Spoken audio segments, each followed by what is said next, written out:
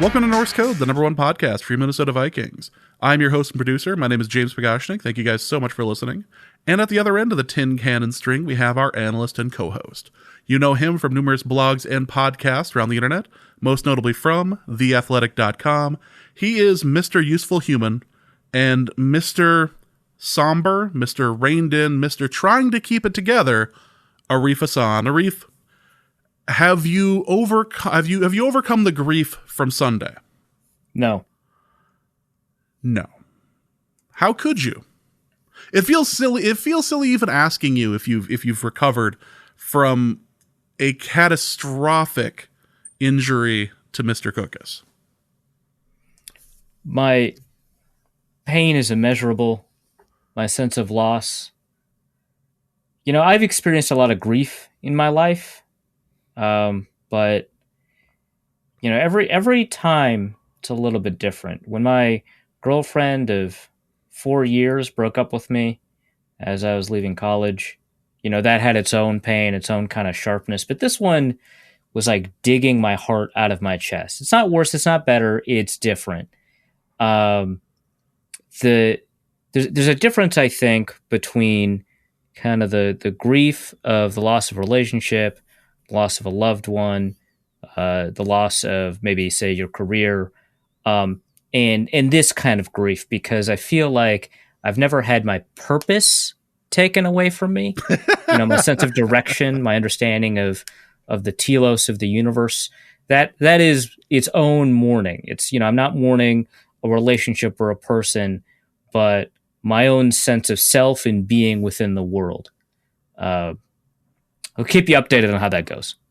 Well, throughout the show, really, we'll revisit Arif's staring into the void corner and see how that goes.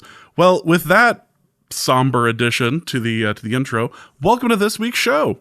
We've got a couple of things to talk about. There is not much in the way of Vikings news, which is in its own way a little bit newsworthy. But we've got something to talk about here, and we have the mailbag as well. But before we start, thank you guys so much for listening to Norse Code.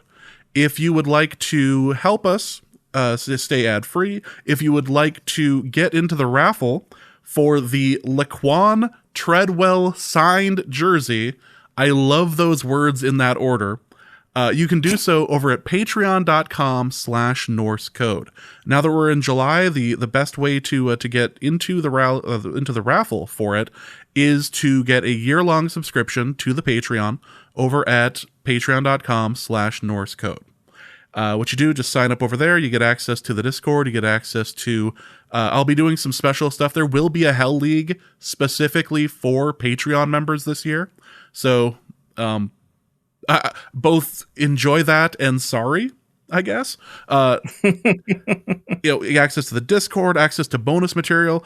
We've been off for a couple of weeks, and every week since we have recorded, I have released a bonus episode over on Patreon. One was just some extra stuff behind the scenes, and then another one was a retrospective of the drafts of 2018, 2019, and 2020. So check that out. If you would love to hear Arif and I just giggle to ourselves about the Aaron Rodgers Jordan Love pick, it's so beautiful. It's just our joy is just so thick and rich. You could just put it on pancakes. It is perfect. But check that out over on patreon.com/NorseCode. Before we go any further, I would like to just say a couple of thank yous to our Patreons who have signed up in order to, this is our big fundraiser for the London show. In case it wasn't totally obvious, this is our big fundraiser for it. This means an awful lot to us that people are signing up for it and getting over to us. So again, thank you to everyone who has signed up. But let's start with Kareem. Thank you, Kareem, so much. Kevin Nelson, Joe Rigi. Apologies if I destroyed that. Joy Rigel. Again, sorry. Joseph, thank you for starting your pledge with us. Eli, thank you so much. 489 Dizzy. Sure. At least I can pronounce that one. Thank you so much, JM, Corey Goff, Sean Sletton, and Logan. Thank you guys so much for signing up for Patreon or extending your month-to-month subscription over to the year, which is something that you can do over on Patreon if that is what you so choose. So that gets you access to the raffle. You get 2 entries into the raffle. The month-to-month people get only 1. So if you want, get into that. Also, just announced here, if it is within 6 hours of Grand Forks, North Dakota, I'm just going to drive that thing. And it'll be cheaper with gas and everything, and hotel probably to shipping it. So that is something that we will deal with. An additional incentive if you live within 6 hours of Grand Forks, North Dakota. Something that makes up for that fact anyway. Yes, is that you might have a chance to meet James. Yeah, you listen in Winnipeg. I bring this thing through customs and laugh maniacally as they try to figure out whether or not there's dope in it. Yeah, what's the point? Are there drugs in this? I don't understand why this would exist if that weren't the case. After the 3rd pass with the drug dog, they just go, all right, well, you're just sick, so just keep going. Yeah. Well, we've got healthcare, so we can help you out. Yep, I've got my passport. I can make it through customs. I don't have any felonies. I can make it through customs, make it up to Canada, and make this delivery if you happen to be up in Canada. So, otherwise, international shipping isn't really an option. But 6 hours, I will deliver this wonderful signed Laquan Treadwell jersey out to our winner that we draw week 1. Of the NFL season. But again, thank you guys so much. You can also donate to the show over at paypal.me/norsecode as well. Or you can go to norsecode.threadless.com and get yourself a new dog toy. Or that's what Drawplay Dave was using the Arif socks for. The best part of that tweet, I think, was he tried to get the dog to drop the socks by saying Case Cookus to it. So I enjoyed that aspect of it.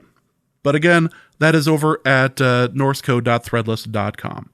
All right, all shilling aside, thank you guys so much for listening to Norse Code. The first thing I want to do is not Vikings related because the USFL just wrapped up. Obviously, this is going to turn into a bit of a Case Cookus thing. If Case Cookus is not your thing, if you would prefer not to listen to the cavalcade of Case Cookus, take about 10 or 15 minutes and just skip ahead. We'll be done. We'll probably be done with it by then. But we're also going to talk about some other players involved in the games. So let's talk about the USFL, the one league that managed to finish its season. Which it's true, right? Of all the spring leagues, yeah, they even mentioned that on the broadcast when they were talking to Scooby Wright after the game, yep. Who had a phenomenal game, and they were like, "Hey, so what does it feel like? You were the best player, the best defensive player in college football. What does it feel like to, finally win a ring?" And he's like, "Yeah, I've played in all 3 spring leagues, and this is the first championship game any of them have had." It's amazing to think about. And I joked about it on, I think it was the Discord, that this really was the best USFL championship in like 30 years. But it wasn't. But also it was like a phenomenal game, right? And it had all the wonderful eccentricities of a USFL game. Like the ending with the 4th and 12, like, come on. This is why that rule exists. Yeah. Yeah. I mean, and it was like KJ Costello almost converted it. Like he almost actually converted the 4th and 12. I love that rule existed because it would have been so much lamer to have like a subpar kicker attempt an onside kick, especially given like the weird rules they have about, the way kickoffs work and who can be stationed where. A 4th and 12 was just much more like, because I don't get like any tension when I'm watching a potential onside kickoff. I'm kind of resigned to what the answer is going to be, and I'll be happy if I'm pleasantly surprised that someone actually was able to manage an onside kick successfully, right? But there's not tension before the play begins. Whereas with the 4th and 12, that's like the game right there. I'm really excited, which actually did not turn out to be the game. There was a surprising amount of time left after the pick six, but either way, it was a phenomenal game, marked by kind of one of the greatest tragedies to have hit humankind, which of course in this case is a broken leg. Well, before we get to the broken leg, let's talk about the things that led to the destruction of Case Cookus. So this was a great game. This started off not looking too great for the Stars. Birmingham was doing everything it could, but the Stars persevered and found themselves driving. Like, this is a team that was run on all cylinders. Or this, like, ignoring the meme and the joke here, Case Cookus was the best quarterback in that league at the end of the year. Yeah, no, actually, like, legitimately he was. That's like the craziest thing, right? Like, I know that the all USFL offense team gave it to Kyle Sloter. And I know kind of halfway through the season, they were talking about Jamar Smith because he was the Birmingham Stallions quarterback. Jamar Smith, that one actually doesn't make sense to me. I don't think he was actually that good, but the Stallions were the best team in the league, so I can see why he was getting that consideration. But halfway through the season, Cookus had only played like 1 or 2 games, right? And so you can't really put him on the... but the thing with Sloter was that like a lot of his production was manufactured after the catch. It wasn't, his production was in many ways a product of how good the breakers were on offense, just generally, how great they were generating yards after the catch, how great they were designing plays for that, how great that offensive line was really, really good. And it is really funny that probably the 2 best quarterbacks in the league, Kyle Sloter and Case Cookus, were both Vikings for a short period of time. Although I guess Kyle Sloter had been on 25 different teams. He was on the Vikings the longest, so if any team were to claim him, I guess it would be them. But people were saying, to paraphrase a line you had used, they say 25 teams like that's a good thing. Right, yeah, it was not. Yeah, that's not a good thing. It's like a bunch of teams looked at him and said no, right? That's not great. But those are probably the 2 best quarterbacks in the league. And Cookus did a really remarkable job. Obviously, in the second half of the season, when he actually got to play a lot more, of managing risk and reward, of threading needles, of like finding ways to hit deep, finding ways. I mean, he's a great runner. Like, he had like a 76-yard run, an 89-yard run. Like he was killing it. He ran in a touchdown, I think, in this game. Like he was a phenomenal quarterback. And I think he was not just the best quarterback in the USFL, but also, and this can be a different thing, the most kind of NFL capable of the quarterbacks in the USFL too. Like, the fact that this guy that was not drafted, so the way the USFL draft works is very similar to the XFL draft. And I believe the AAF draft did this too, where they drafted position by position. So the first round was just quarterbacks. You could only draft quarterbacks. And then the 12th round was also quarterbacks. And Cookus obviously fell all the way to the 12th round. I don't believe he was the last pick in the 12th round, but he was at the back half of the 12th round. And so the USFL teams went through like multiple quarterbacks before they got to Cookus. Cookus ends up as a backup to Brian Scott, the Aaron Rodgers of Division III? Is that what we had determined in a previous episode is what he was being called? It was supposed to be either that or the Drew Brees, I think. And I think we settled on the Aaron Rodgers. And Brian Scott had a relationship with the head coach of the Philadelphia Stars because they had won the Spring League together, which is different than any of the 3 Spring Leagues I had just named. That one is literally called the Spring League. But it's not like televised. It's not really considered like semi-pro in the same way that these are. It's a developmental league in a bigger way than it is a product. But they had a relationship. They'd worked together before, so he drafted him in the first round. Case Cookus comes in afterwards, and after Brian Scott gets hurt, Cookus plays. He plays a little bit better, I think, than Scott right away, despite not taking those reps.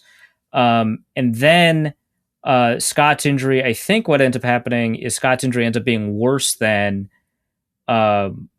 they had anticipated. I think they expected him back in 2 or 3 games. That never happened.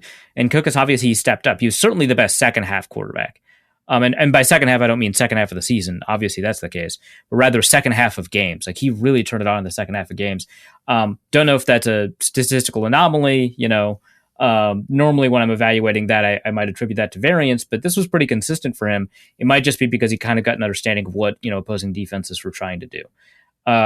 His offensive line was not wonderful by any stretch of the imagination, so his ability to produce in that context, I thought was really remarkable. But yeah, I mean, he had a really wonderful season despite being a 12th round pick that was a backup that only got to play because of injury.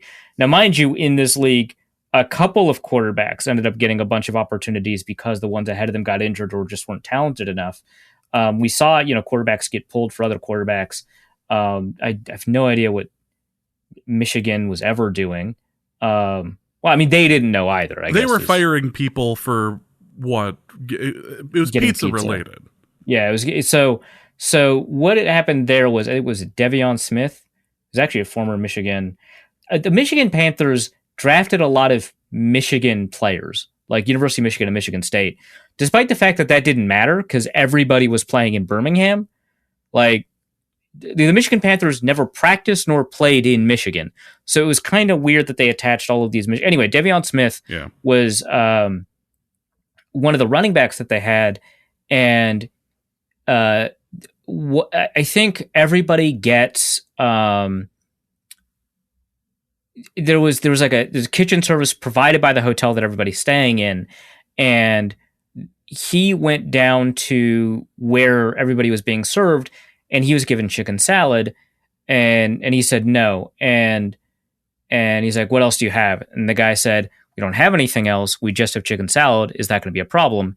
And he says, "Yes, it is." And then he walks away and he orders pizza, which like.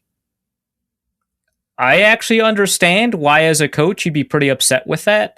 Like that's kind of like the way the cohesiveness of teams that NFL teams try to imbue upon, the players. That kind of violates that in like this very abstract way, right? But the coach pulls the player aside afterwards and fires him, right? And the player's like, okay. Why? Like, what did I do? And he's like, well, we can't be disrespectful. And the player's like, oh, okay, well, I understand that. How was I being disrespectful? And he's like, well, you were being disrespectful to the hotel staff, so you have to go. And he's like, okay, well, I wasn't. Can I make my case? And he's like, no, you just have to leave. And so this guy was never able to make his case for ordering pizza. Like that was like the deal, right? He's like, yeah, I didn't have the team meal. I just ordered pizza. I didn't cause a fight when I said that's going to be a problem because it was a problem for me. That's why I didn't eat the chicken. They go, I wasn't being disrespectful to the staff. And my understanding is that he wasn't actually like disrespectful, right? But like the thing that struck people is that the USFL decided to air this, first of all, in their like documentary, but B, how insane it was. Like the player couldn't make a case for himself. What he did was extremely benign. And then it turns out that this coach, they ended up winning one game all year, I think. Like, just an awful team that never knew what they were doing. But like, that's like a nuts level of zero tolerance for a minor issue at best. Like, that was crazy. But yeah, so that's that Michigan team. They drafted, they had the first overall pick and they drafted Shea Patterson. So, they were never going to be that successful. Yeah, as it turns out, lots of questionable decisions from the top down. Yeah, it was just a bad team. But yeah, so like a bunch of teams ended up going to their second or third quarterbacks. But it's still, I think, kind of funny that Cookus ended up A, playing it all, but B, being the best quarterback in the league after he was just kind of a bit for us, like because he had a funny name. Yeah, he was on the Vikings for 3 days because all of the quarterbacks got COVID. Yeah, or you ended up having to go into protocol. Yeah, like this started for us anyway as a throwaway thing. The episode before the live show in Egan, like that's how all this started. It was just I asked you, so Case Cookus said, "Yep, Case Cookus," and like that was it, and it morphed into pages upon pages upon people muting the phrase Case Cookus on Twitter as much as they could, and the bit somehow turned into, oh, by the way, he's a fantastic and like reasonable, a pretty nice guy, a fantastic player, and then he has all the success leading the Stars, the underdogs here, into the championship game and poised to win. And I had texted you shortly before the injury and went, dude. And then it came crashing down. So I think this was a sack. It wasn't a scramble attempt. He got, he was trying to avoid the sack and he got caught up in the knee. I haven't watched it again because, of course, that'd be inflicting too much pain upon myself. But it seemed like he was trying to get away from. This was a sack, yes. Yeah, from the sack, and it looked like initially that he had twisted his knee in that attempt. My understanding is that the news that came out is actually that he broke his fibula, which is the other bone, the non-main bone below your knee. Yes. Yeah, right, because the shin is the tibia, right? Yeah, dude tried to stand up on this. I cannot believe. Well, so the thing that he is like really well known, if he's known for anything besides his name, the thing that kind of characterizes him, maybe is the best way to put it, is like how tough he is, and like that's actually the thing, right? Like that's in a scouting report, right? Like if you pull up, I think the only person that I know of that did a scouting report on Case Cookus coming out of college was Emory Hunt at Football Game Plan, who does an incredible amount of work doing small school scouting. I know that, at Josh NFL Draft also does small school scouting, so I wouldn't be surprised if he had also done a Case Cookus report, but I haven't seen it, right? But so I'm sure other people have done it, but the only one I could find was Emory Hunt, who does a really great job, and that was kind of the thing for Cookus, is that he toughed out injuries in games before the coaches were forced to bench him multiple times. It's actually why he spent so long at Northern Arizona, because I think he's a 6-year player there. It's because I think he had 2 season-ending injuries. But he got injured a lot, but he tried to stay on the field a lot. He's also the only offensive player in the history of the NCAA, as far as I'm aware, to have ever been penalized for targeting. He tackles a lot, which isn't good, right? Because it means he's either throwing interceptions or the offense is fumbling. But, he'll throw himself in there. He's tough. Like, he's tough in the way that everybody, including me, were excited about Matt Corral coming out, right? Just gets in fights on behalf of his team without causing or starting fights, if that makes sense. And so it's not uncharacteristic that this guy broke his fibula and then tried to stand up and play the rest of the game. That's wild to me. If they would have let him, he would have taped it. It would have been exactly like that Matthew Stafford clip that went around all those years ago. Yes. Which is unfortunate, because this was they were in the position to dagger. They were in the position to really just end this. And unfortunately, that's not how the game ends. The game ends with Birmingham winning the championship. The game ends with the Stars doing everything they possibly could to try to win, including trying to pull off some USFL shenanigans, which I loved. Right, yeah. And it's too bad. But yeah, Cookus led a fourth quarter comeback. They were behind in the fourth quarter. He leads a drive that puts them up ahead. In the shadow of the Football Hall of Fame. Right? The literal actual Hall of Fame is staring down at what Case Cookus is doing. Right? He leads a fourth quarter comeback in the championship game of the sort of inaugural season of the USFL. And as he prepares the second, hopefully a final, because it was 4 minutes left in the game or something like that. Yeah. What you hope is the final drive. As he prepares for that, he gets injured. KJ Costello comes in and throws a pick six identical to the one that Kellen Mond should have thrown against the Packers had the Packers linebacker not dropped it. Right? Oh my, and that pick six, I think everybody thought that was the end of the game. Everybody was talking about it everybody was watching was talking about it, like it was the end of the game. But there was still like enough time left. Like the Stars defense was able to, because here's the thing, the Birmingham Stallions quarterback also got injured. And so they brought in Alex Magoo. The difference, of course, is that Magoo is their second string quarterback and Costello is the Stars' third string quarterback. And the gulf there was enormous. But Magoo wasn't doing huge, right? Magoo wasn't doing a great job, so they had a couple of opportunities. Costello did throw a really excellent touchdown. And before that had thrown a really excellent pass that was dropped in the end zone. But like, it nearly leads them back, but just makes so many mistakes along the way that there's just no way the Stars can recover and win. And they'd won like what? They were like 6-4 entering the playoffs. And they beat a 9-1 team to get to the championship game, and then we're playing against another 9-1 team. Yeah. It's a huge underdogs. And so for them to be able to do that was really remarkable. But, I no doubt in my mind that if Cookus had been healthy for the final 4 minutes of the game, they would have won. No, it's unfortunate. It was a gut-wrenching performance. Dude went out and left it all on the field. And he's getting married in a couple of days too. So like, that's just unfortunate. Yeah, it's just wild. So I wanted to bring up not just Case Cookus, but now that the USFL has finished their inaugural quote unquote season, are there any teams? Well, are there any players that NFL teams and scouts should look at from these squads? Yeah, I put together a list of 11. So I'll just list them in order.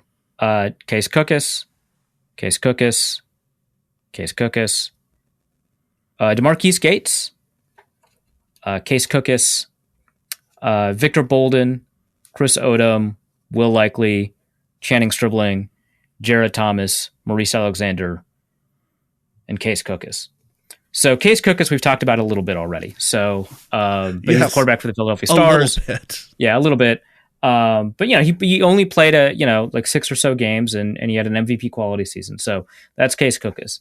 DeMarquise Gates actually previously played for the Vikings. He was in camp. He was one of the 3 best linebackers, I want to say, in the AAF and in the XFL. He never struck me as like the best one, but I think he was at Ole Miss or Miss State. Sorry if you're a fan of either of those teams, because getting those two teams confused is like awful. But I'm not going to do the work to look it up, specifically which one. But he was a linebacker for the Birmingham Stallions. The Stallions had probably the best defense in the USFL. That's big reason that they got there, because their quarterbacks were not great. It was Ole Miss, it turns out.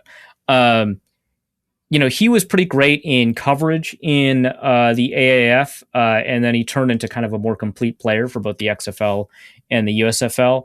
He'll get another shot, but I think primarily his issue is that he was not coming out of Ole Miss. His issue was that he wasn't really great when it came to like the details and the assignments. So we'll see if that kind of translates. As for Victor Bolden, a really remarkable receiver, also for the Birmingham Stallions. He had a really great game, but he also just had a really good season. I think he was on the All USFL offense team. He made up for a lot of kind of the issues that they had at quarterback. He had a remarkable catch radius for somebody of his size. He's a pretty good route runner for somebody with his level of experience. He's been in the NFL before. I believe he signed as an undrafted free agent for the 49ers 4 or 5 years ago. Chris Odom has been in the AAF and the XFL as well as the USFL. He led the USFL in sacks. He was pretty good in the AAF, and he was really good in the XFL. He played for the Houston Gamblers this year. He was really great. Will Likely was a cornerback from Maryland. I believe for a while he was considered a draftable prospect. I don't think he ever got drafted, though. He's relatively young for some of the, comparison to some of these standout players. He's played in the Spring League. He's played in the CFL for a couple of different teams, but he's an undrafted free agent out of Maryland in like 2017. He and Channing Stribling, who played for the Philadelphia Stars as a cornerback, were the interception leaders this year, and both of them also did not give up that many yards alongside that. Jared Thomas, center for the New Orleans Breakers. He's, I mentioned that offensive line was really good. He was probably the best one out of all of them.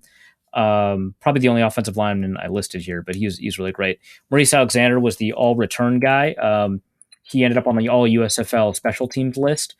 He's just a remarkable. His average kick return was like almost 50% better than anybody else's in the USFL. He was really great, and anytime the ball was in his hands, he was a threat to score.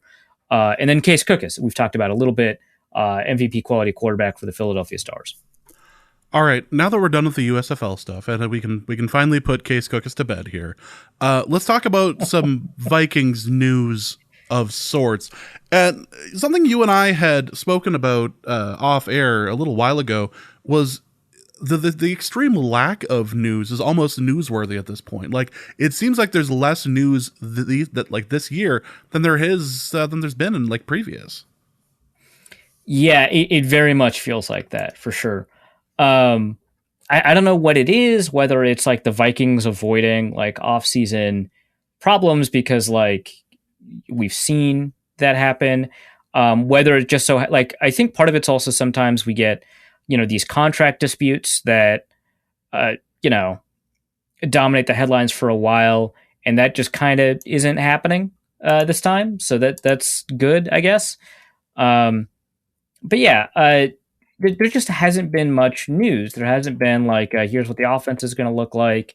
There hasn't been, the Vikings are going to sign this player. This is what this looks like. I mean, they signed Albert Wilson, right? And that's kind of, it. I think they signed like one more player, but like that's been it. So there just hasn't been a big change in what the Vikings were doing aside from, the coaching staff. And that's kind of hard to follow as a news story in kind of the doldrums of the offseason. So and plus the Vikings players are keeping their noses clean too. Yeah. Right. There's no like, this player was accused of this crime. This player was found, driving recklessly. This player went through a messy divorce. There's just like none of that right now. It's a good quiet, I suppose, a comforting quiet. If you're going to have a bunch of news about your team around this time of the year, something's gone wrong. Hint, almost certainly. Browns. Like hint. Unless it's like, we managed to trade for like the top defensive end or whatever. Other than that, that's it. Yeah, like this is the sort of quiet you want, but it's still a little odd, just for the record. But yeah, and it's like frustrating a little bit for people on my end because we've got nothing to write about. Yeah, otherwise you're just stuck in a position where you're doing like a half-hour daily show where you end up having to watch the Kurt Warner movie and then have opinions on it. Like, and nobody wants that. Yeah, nobody wants to be there. Nobody. That's where that leads. But we have a little bit of news, I suppose. What do we know about training camp dates? Yes, the Vikings recently announced training camp. The first day open to the public is going to be Saturday, July 30th. It's going to be a walkthrough. The practice is not going to have any pads, but that's the first day. The Vikings, I believe, have like an extra couple of days because they've got a new coach, so they've got that. And then the first day of padded practice is Monday, August 1st. So they're going to do a walkthrough of padded practice, and then the next practice is unpadded, and then on the 3rd, it's padded again. So they've got that. They've also got joint practices with the 49ers on the 17th and 18th of August. So that's what's been announced. You can head over to the Vikings website. Obviously, they've got some special practices lined up, and for those special practices, you need to reserve tickets. I believe the tickets are free, which is why they can exclude members of teams. But if you have to charge, I think that you have to allow teams in. Either way, opposing teams. Either way, you can head over to the Vikings website. They've got what they call premier practices. One is Monday, August 8th. The other is that opening practice on July 30th. Again, if you have a choice between the two, if they're not like sold out or whatever, I would avoid the unpadded practice one. I would go to the one that's at night and is a padded practice, but I imagine that one's going to sell out pretty quickly if it hasn't already sold out. The other bit of Vikings news that we can talk about is that Adrian Peterson apparently is attempting to become a boxer and going to face Le'Veon Bell if he is successfully licensed. My question to you is, how does he manage to fumble at the end of this exactly? Well, I think it's the first time he's going to put hands on somebody his own size, right? So He's going to have to adjust to that reality. You know, other podcasts, they're too good for that joke. We are not. Yeah, we're not. That is still bread and butter. Since long-time listeners of the show recognize that's the sort of joke. You're all swimming in the garbage with us. Yes, we know that. You're locked in here with us. Don't think you're better than that joke. Obviously I've got no idea kind of what the. Yeah, I'd put money on Adrian Peterson to win this one. Who knows, though, man? He clearly needs money. I'm going to venture a guess to say that the fact he has so many kids and so many, instances of child support is probably leaning heavily on this along with some poor investments. So this is post-career Adrian Peterson. And it's too bad. But if this is the way he wants to go, this is the way he wants to go. And we'll just see him in Canton in a few years. So that's literally the last of the Vikings news. Hope you enjoyed it. There's just nothing. I've joked in years past about the offseason being a desert. Oh yeah, it's a desert out there. Let's go over to the mailbag. Michael Swag asks, do you anticipate Deuce having an increased role with the expanding of Cook's horizons? Not accounting for injury to the lead back, should we be seeing more of Madison or about the same as last year? Could it be less because of our transition to being a pass-oriented offense? So the history of running backs in this system, right, in the McVay system, seems to suggest that you would kind of distribute the load, but that's not always the case, right? Because, Joe Mixon with the Bengals, for example, got the lion's share of the work. And then I think that when you've got a running back that you really like a lot, like Dalvin Cook, that's kind of the same process that we're going to see play out.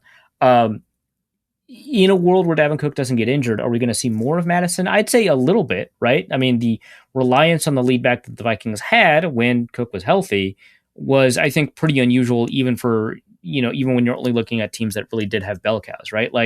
If you take a look at a team like, when Kellen Moore's running that offense for the Cowboys, when both Zeke and Tony Pollard are healthy, Pollard gets more touches, right? Than like Alexander Madison and Kene Nwangwu got last year. In games where everybody's healthy.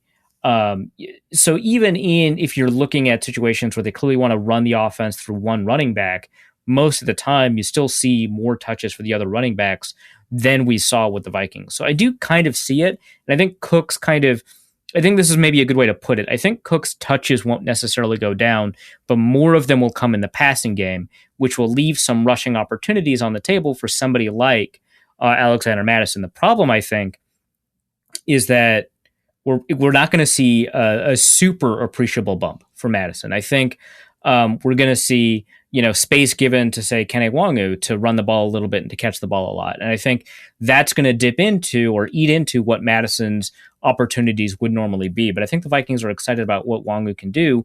I saw him on occasion, not a ton, but on occasion, being worked in with the first team, even when Cook and Madison were available. And so in these spring practices. So I think that they want to incorporate Nwangwu as well. And I don't think that we're going to see an enormous bump for Madison. I think we might see a couple more carries than we would have expected in the previous regime. But I think that the lion's share of extra opportunities left on the table will probably go to Kene Nwangwu or maybe Ty Chandler, the running back that they drafted. I don't know. That one's kind of a tough one to figure out. All right, next question is from Nathan, who asks, would a GM with extra cap space intentionally sign a player that, quote, resets the market for a position that would make it more expensive for a cash-strapped divisional rival to re-sign their star player? No, and the reason that that's the case is, one, I think that because extra cap space rolls over into the next year, so say you've used all but $10 million of your cap by the end of the year, you can now apply those $10 million to your cap space the next year. So it's always advantageous to keep extra cap space. And it is always going to be better to directly help your team through $10 million of talent than it is to try and hurt one team kind of vaguely by increasing the market value by $2 to $3 million, or to increase the market value of the player that they want to resign by $2 to $3 million in this kind of vague, indirect economic influence kind of way. So that's one, is that the extra cap space is actually directly useful for that team.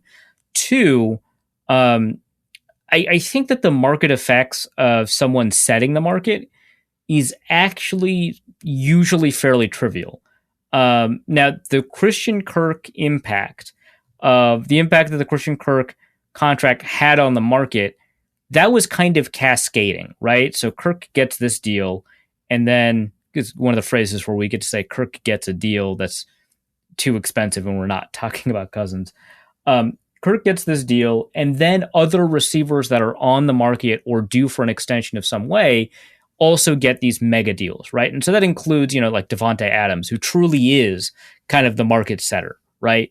Like that's a player that, like, if he gets paid the most money at his position, everyone agrees that makes sense, right? That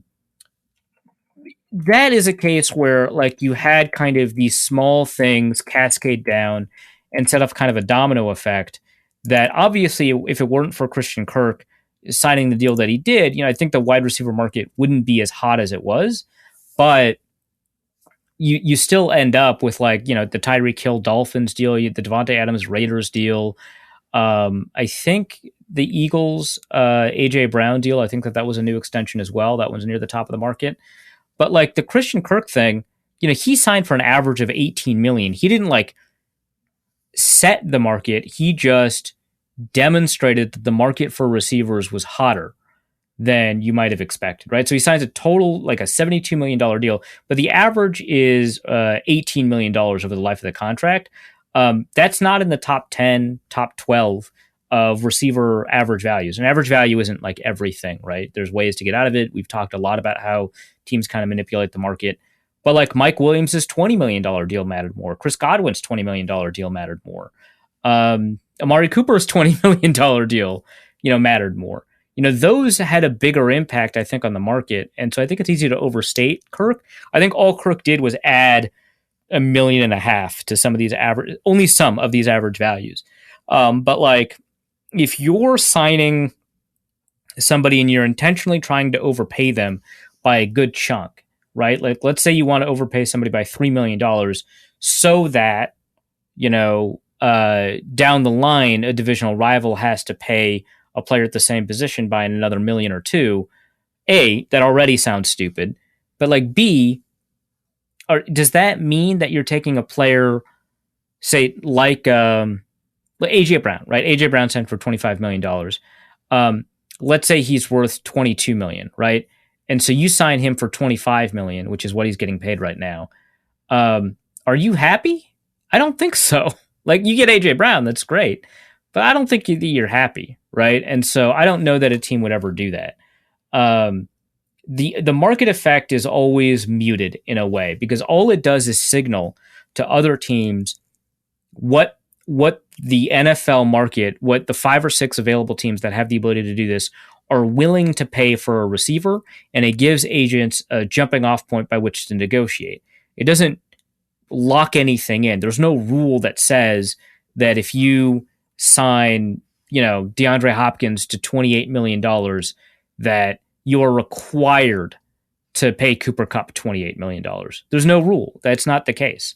It's not in the NFL, like, CBA.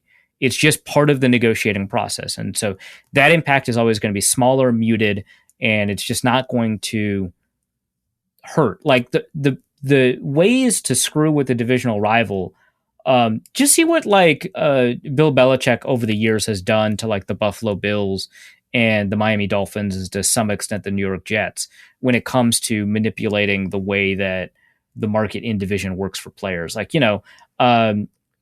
players who are waived injured, 99.9% of the time hit injured reserve, because in order to claim a player who's waived, you have to put them on your 53-man roster and cut somebody else, and you're putting an injured player on your roster. Well, Bill Belichick said, you know what, I'm going to do that. I'm going to, I think it was Chris Hogan, right? I'm going to take Chris Hogan away from the Bills.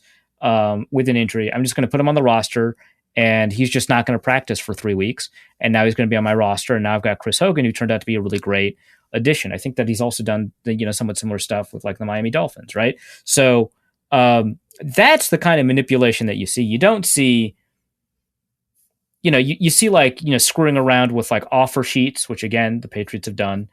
You don't see, I'm signing this player for this money so that another player at the same position is going to sign for a different amount of money. It's usually, I'm going to screw with their ability to sign with this player directly more than it is indirectly. Next question is going to be from the Two Stooges, who ask, which rookies besides Sign have buzz in the building heading toward training camp? Not really anybody besides him.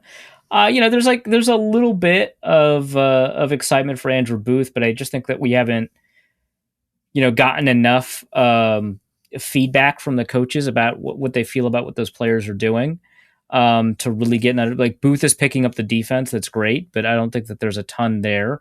We're not hearing a ton about a Caleb Evans. We're not hearing a ton about Brian Asamoah. We're not hearing a ton. We're hearing even less about like Asezio Odamewo. There's not much chatter about Ed Ingram. Maybe Jalen Naylor. I think that the way that the team talks about him, both on the record and off the record, is not befitting a 6th round pick. It seems to be more like they feel like they may have gotten a 3rd round quality player, which personally I don't see, but they do seem excited about him in a way that's kind of outpaces the amount of investment they put in him. But that's kind of it. I mean, like Lewis Seen is kind of the one that everyone's kind of focused on, and even the 2nd round pick that should have been a 1st rounder, they haven't been talking about a bunch. I'm sure by the time we get 2 days into training camp, we'll be talking about him a lot. But for right now, in terms of buzz, the closest thing is Jalen Naylor, and I don't know that that's buzz so much as it is, hey, we're getting more than we bargained for. Jacob Cost asks, now that the Zimmer tenure is over and defined, where does he rank on the Vikings coach rankings? It was a disappointing era for many Vikings fans, but does he still crack the top 3?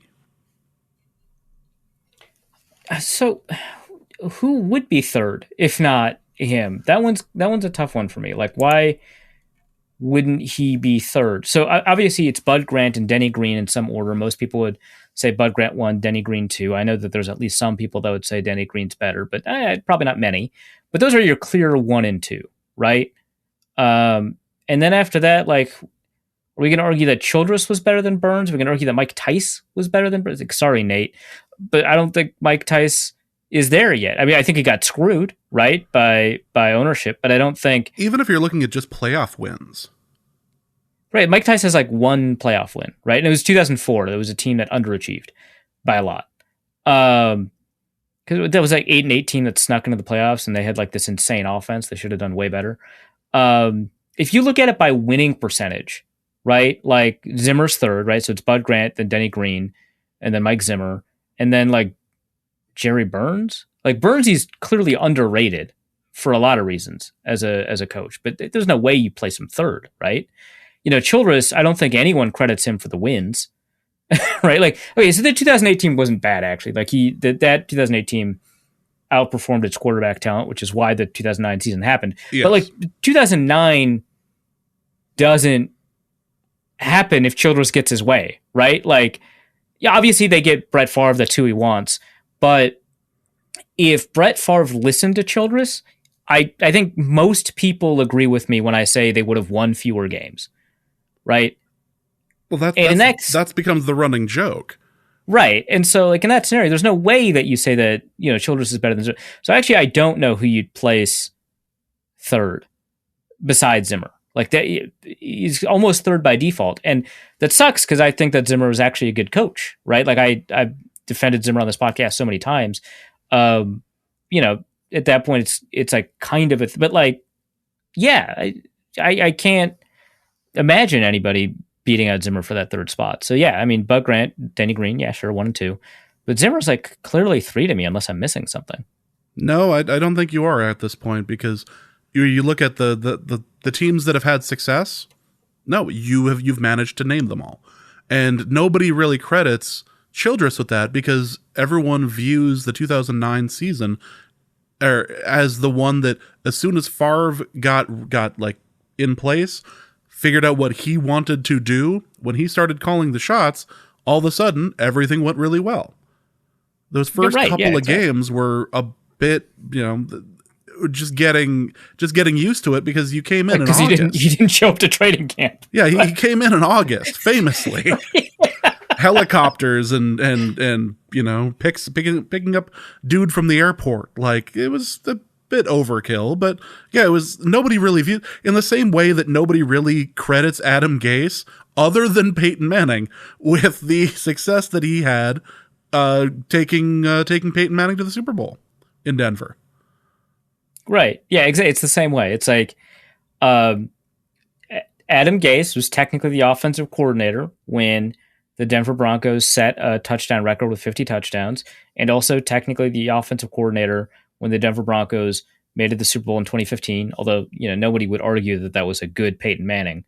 But no one's like, yeah, Adam Gase, he did that. No one at the time, right? Like with the benefit of hindsight, we can say, oh yeah, Adam Gase didn't know anything, what he was doing. But like at the time, no one was like, oh yeah, this hot new coordinator, Adam Gase, he's going to do it, except I guess the ownership of the Miami Dolphins and also Peyton Manning, who by the way, was the only person on the planet who had nothing to lose by sticking up for Adam Gase, right? Like, his credibility isn't going to be on the line. I maintain this was all part of some Manning, like, prank on the rest of the league. Like, oh yeah, that guy who every time I came up with a play call, he just went, capital idea, old sport, and just let me do my thing. Oh yeah, he's a genius. He's why I was able to throw 50 touchdowns. Come on, that's ridiculous. Yeah. So, like, in the same way, like, no one's going to say that Brad Childress was responsible for the Favre offense. Like, Brad Childress was not the one throwing contested catches to Sidney Rice. No, he was definitely, he was advising against it. Yeah, right, exactly. He's like, why don't you take Percy Harvin underneath? I drafted him. And meanwhile, Percy Harvin's like finding ways to attempt to choke him. Percy Harvin through a haze of bong smoke. It's like, dude, no. You may have drafted me, but if you could leave me out of this. I have enough headaches as it is. Look, I've got a weight in my hand with your name on it. Oh, Jesus. All right, let's move on from... I thought I was taking it a place, and you took it all the way to Seattle. So, Euleron asks, for Arif's beekeeping corner, and we have some more football stuff after this, but this is, I say, somewhat related. For Arif's beekeeping corner, are honeybee probiotics proven to be beneficial for hive health, or is it just a lot of flim-flam? All right, so... in human nutrition, probiotics in very specific and particular circumstances are very helpful to humans. If, for example, you're taking a broad spectrum set of antibiotics, you should be having probiotic food to preserve your gut health. Doctors generally recommend that. I'm not a doctor. This is my impression. These are all my impression. But generally speaking, most of the applications and most of the marketing for probiotics are flim-flam. It doesn't really help humans that much. So when I dug into this question for honeybees, I thought it would be the same thing. I thought, this is probably, beekeepers, they're marketing to beekeepers, and, beekeepers are, fairly, to their credit, obsessed with maintaining the health of their hive, and they might do, they might spend a little bit extra to try and make sure that they do that. So I looked it up, and universally every study, and there are many, every study I looked at that looked at the impact that probiotics had on beehive health was positive. It was positive and like statistically significantly so. Now, they looked at particular strains of bacteria. I'll link some of the studies if anyone's curious. Don't know why, but that's what the podcast is now. We're dropping science on you, all right?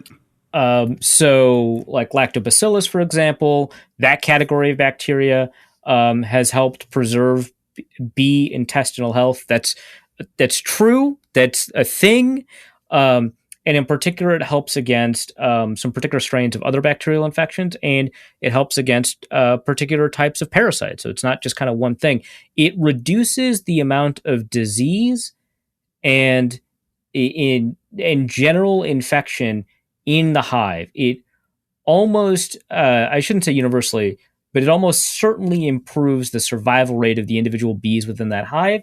And it does mean that they produce more honey just because there's more of them and they're healthier. So they are proven to be beneficial for hive health. That does not mean that when you find a honeybee probiotic product on the market, that it will do that for you, right? Because that product might not be the thing that they were testing in a lot of these studies. And it might not be the way that you're supposed to apply it, the way that they applied it in the studies, or it might not be, not just the right kind of bacteria, but like the way that those bees, it might not be the right dosage, right? Because a lot of probiotics and a lot of stuff in the alternative health market for humans, the dosage doesn't make any sense, right? Like, especially in the supplement industry, a lot of the dosages are done in a way that you cannot even find a single molecule of what is supposed to be the active ingredient. So that doesn't mean the individual products that you're buying will help, but the overall concept of probiotic products for bee health, yep, that's a thing. And they're thinking about using that to fight colony collapse disorder. So I was shocked. I was amused as you were doing a little bit of research. We were doing this while like James was with me as I was going through this journey. And first of all, initially when you look for this stuff, it's people selling probiotic honey to humans for human consumption, which, by the way, doesn't make sense to me because honey is generally an antimicrobial. I don't understand it, but then I realized they don't have to prove their claims, so it doesn't matter. Yes, that. Just like, oh yeah, that's right. None of this actually has to mean anything.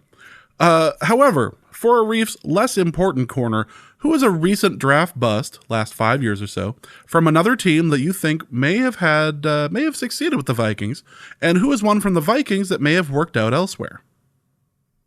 All right, so I grabbed 5 draft busts from the Vikings to take a look at to try and answer this question. So I only looked at 2016 to 2020, so that's 5 years. I didn't want to look at 2021 and obviously not 2022.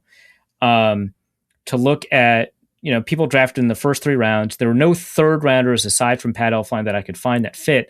And actually, it turns out there were not that many draft busts. So the 5 that I looked at were Garrett Bradbury, Mike Hughes, Pat Elflein, Laquan Treadwell, Mackenzie Alexander. Now, there is another draft bust from the 2020 season. I don't want to talk about it.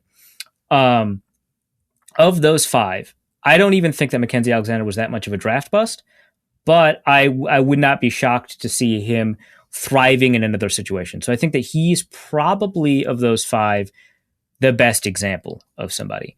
Now, obviously, Laquan Treadwell did succeed for a moment, 5 consecutive games in Jacksonville. Was it Jacksonville? Jacksonville. It was in fact, Jacksonville. Yeah, he had like 50 receiving yards in 5 or 6 consecutive games. It was the only amazing. One in the NFL. It was just wild, right? But no, I don't actually think that demonstrates that he would have succeeded somewhere else. I think that his ability to succeed was very time contingent. I don't think it was environment contingent. He had not fully recovered from his broken leg for like 4 or 5 years. So I don't think any team would have helped him out with that. So I'm going to cross him off that list. Mike Hughes, we just saw him with another team. Going to cross him off the list. The Chiefs were not particularly excited by him, and they need cornerbacks. So no, and they, especially at the time. So you got Pat Elflein, Garrett Bradbury. It does not take a lot to convince me that an offensive lineman would have succeeded more somewhere else than with the Vikings. That said, I cannot see it for Pat Elflein. Now, with the Jets, Elflein did have better highlights. Like, he did some stuff with the Jets that he wasn't doing with the Vikings. It looked really good.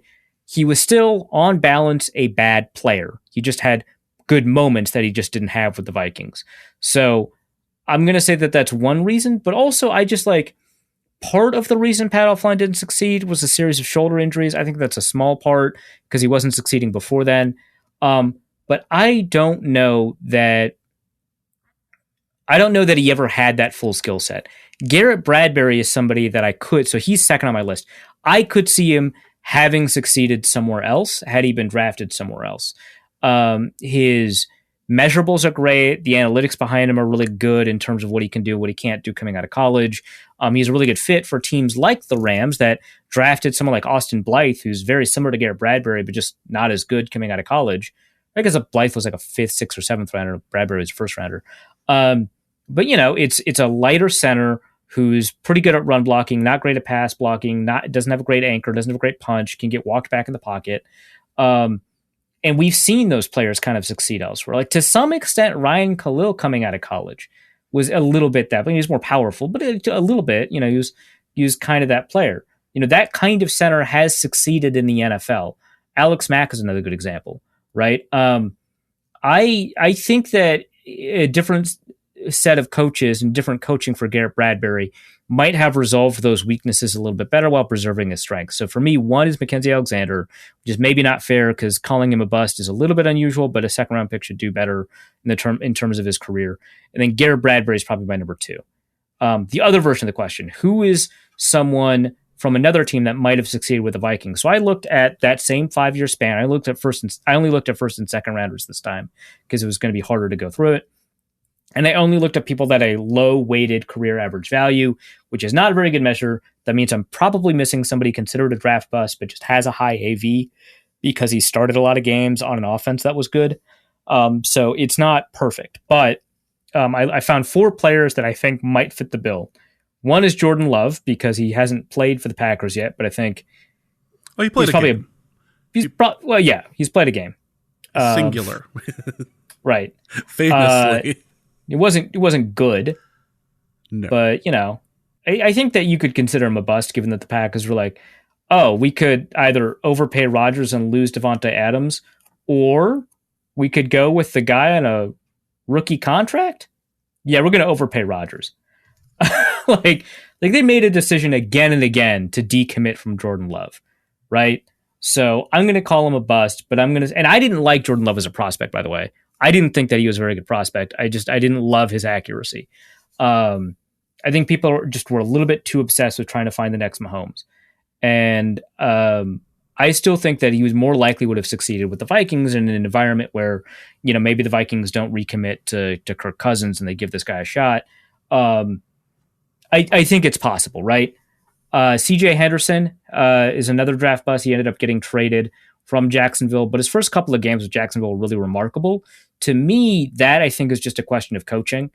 I don't know that he had the right coaching environment to have him succeed. So CJ Henderson's another one, really good cornerback. I don't know that he will succeed from here on out. I'm not saying that he will. I wouldn't be surprised if he didn't. But I think that you put him in an environment where you've got somebody like Zimmer coaching him, I think that there's a really good opportunity that he could be very successful.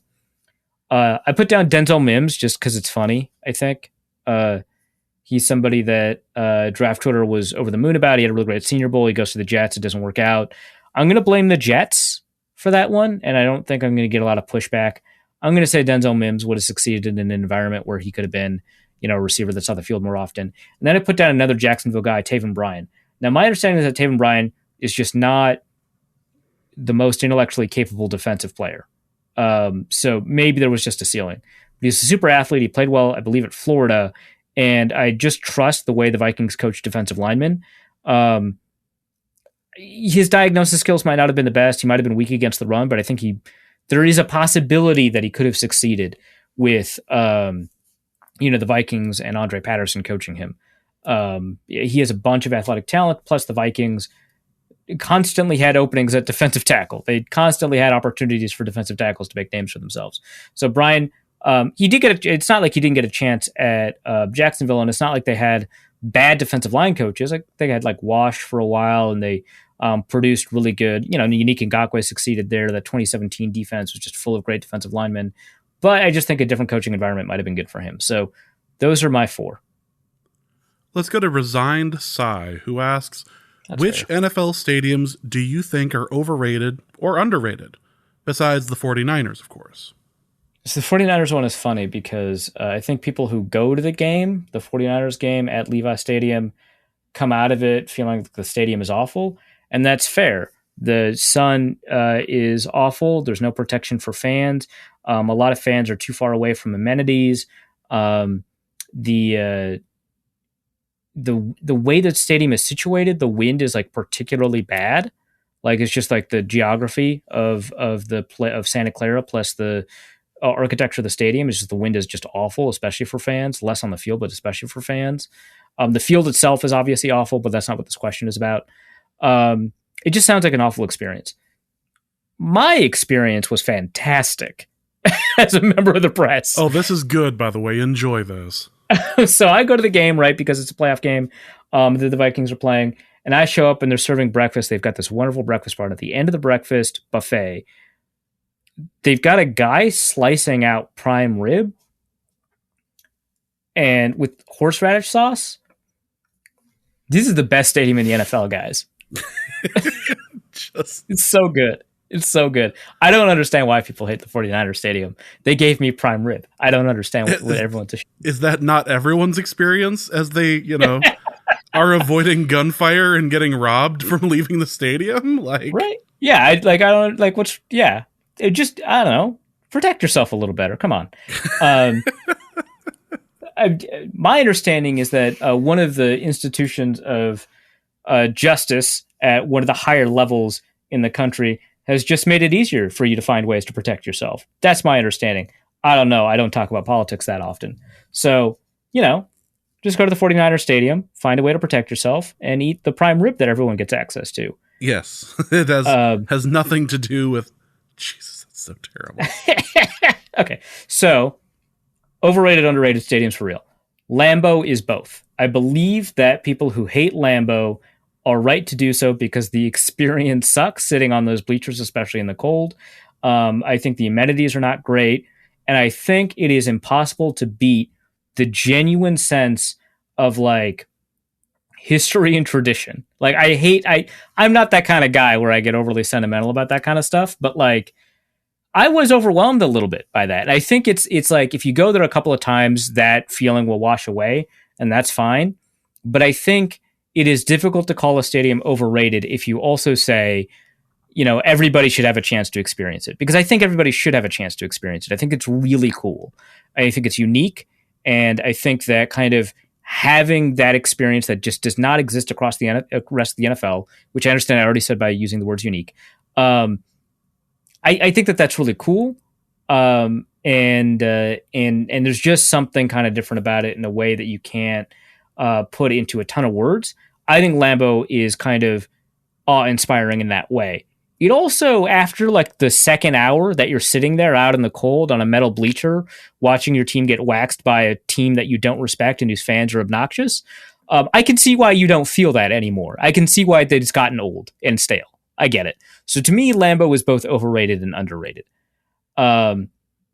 People who praise Lambeau understate how difficult it is to be a fan at Lambeau.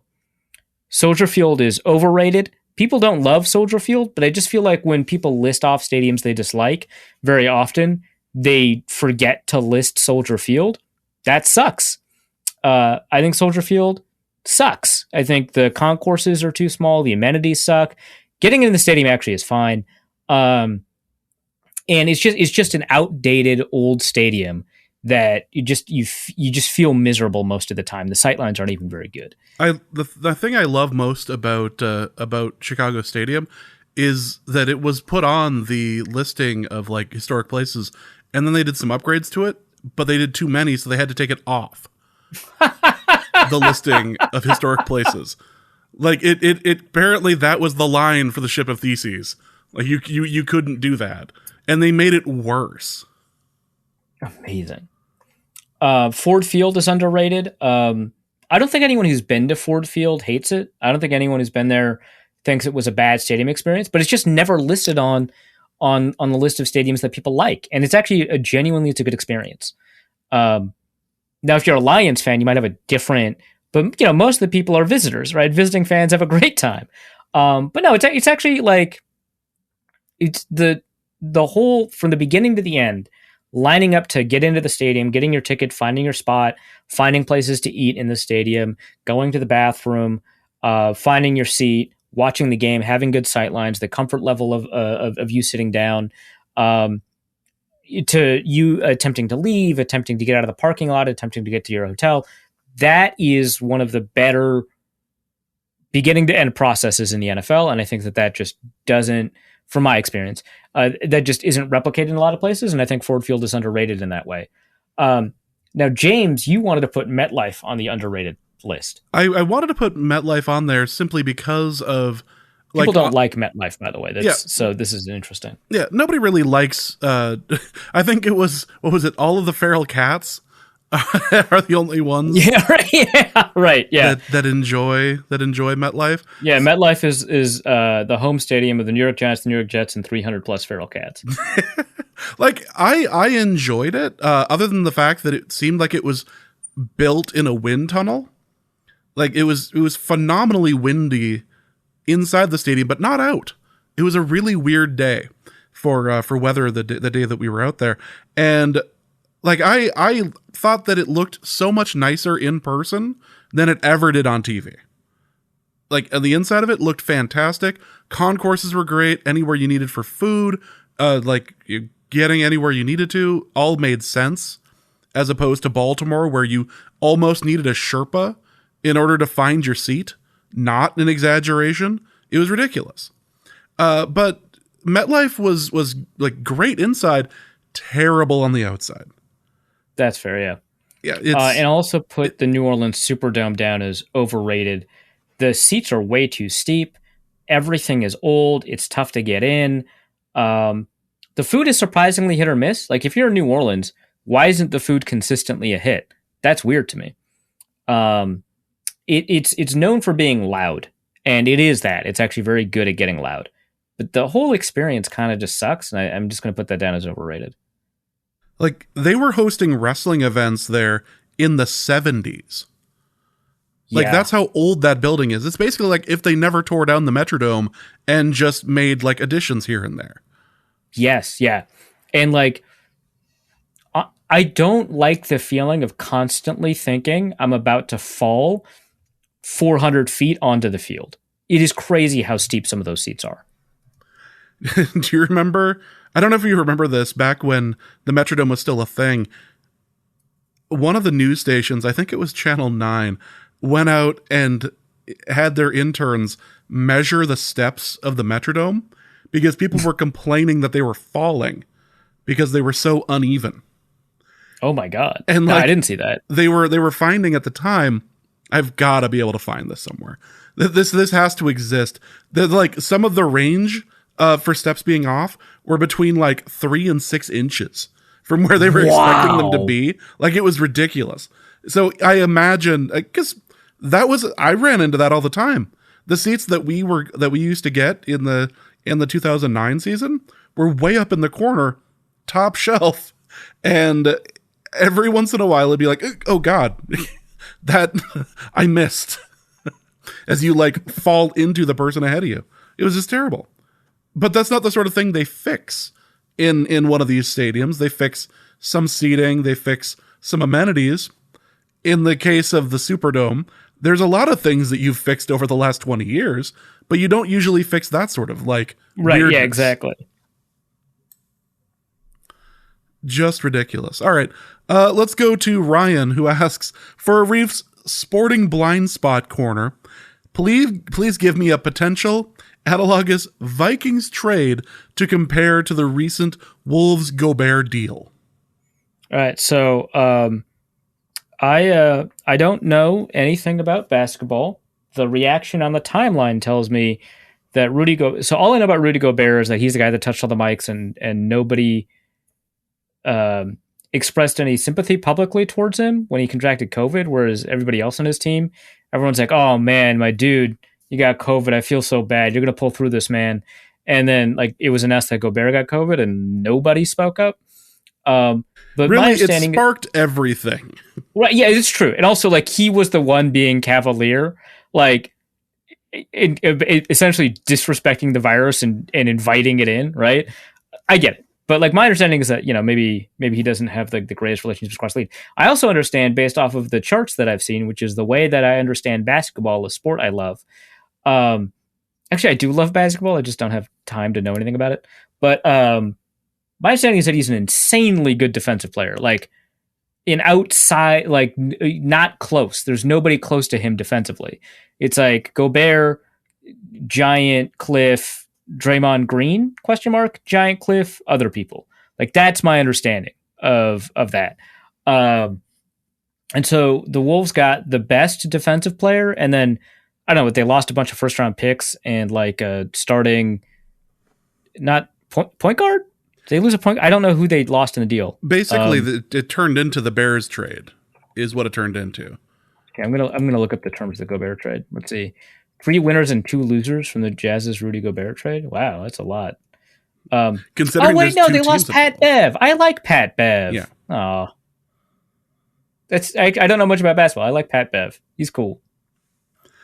But yeah, anyway, this turned out to be the Bears trade from a couple of years ago when they fleeced their future and said, we're in win now mode with Mitch Trubisky. That didn't go well, but the Wolves are now in a situation of win now, which is interesting to say for a Wolves team. Right. The position of the Wolves being in a spot where they can screw up their prospects implies that they have prospects, which is nice. Yeah, let's go with that. Yeah, it's definitely new. It's been a while. Yeah.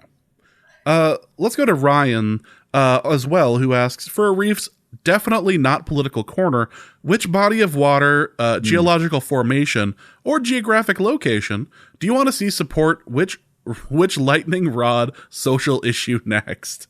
Yeah, because I'm everyone knows I'm not political. I've never been political. Longtime listeners know that I've stayed out of politics at every possible opportunity. And so I'm in a completely apolitical stance. I'm not going to name any politicians, any political parties, any pieces of legislation. I can speak on social issues generally and not point to who is causing them or how they interact with legislation. Like a true silenced hexagon. Right. So I would say I would love for the Sun Belt, like the states in the Sun Belt, to express appreciation for the existence of trans people. That sounds good to me. That's like a nice apolitical statement, right? You're really trying. Look, we're coming out of Pride Month, and I just, in the spirit of Pride Month, I would love for everybody to respect trans people.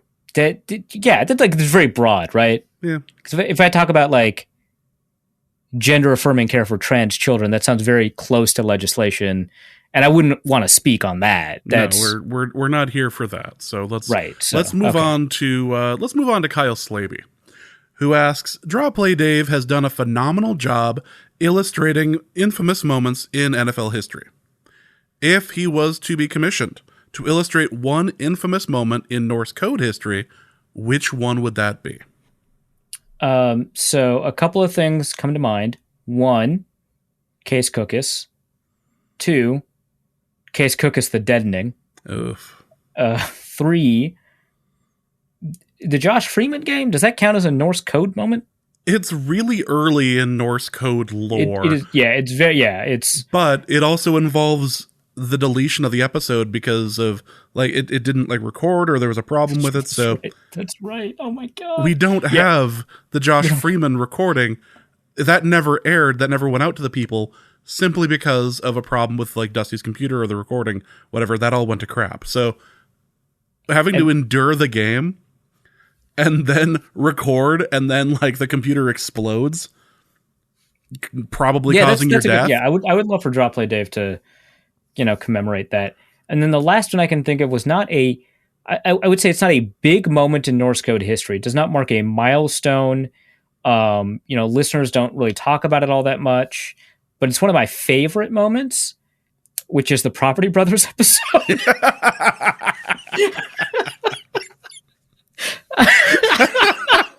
Really? That ruled. I had so much fun. That was... For those who have no idea what we're talking about, we'll include a link in the show notes to the April Fool's Day episode we put out a couple of years ago, where Arif and I proceeded to do running commentary for an episode of Property Brothers, and it was so good. We had so much stupid fun with that. Oh my god, that's so funny. I would go with the I would either go with the cab ride back from MetLife. Oh my god. Yeah. Oh. Which is one of the worst and greatest and again worst moments in show history.